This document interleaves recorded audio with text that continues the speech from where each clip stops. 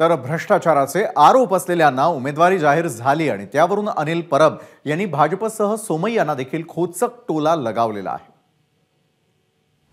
यामिनी जाधव असतील, राहुल शेवाळे असतील, या सगळ्यांचा प्रचार प्रमुख म्हणून किरीट सोमय्या यांची नियुक्ती आपण करणार का, आणि ती करावी अशी माझी विनंती आहे।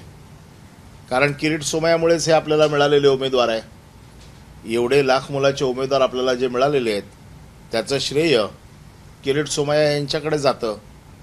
मग किरीट सोमय्या यांना प्रचार करायला यांचा आपण लावा आणि किरीट सोमय्यांनी हे कसे स्वच्छ आहेत हे महाराष्ट्रातल्या जनतेला समजून सांगावं अशी माझी आपल्यामार्फत भारतीय जनता पक्षाच्या कार्यकर्त्यांना, भारतीय जनता पक्षाच्या नेत्यांना माझी विनंती आहे।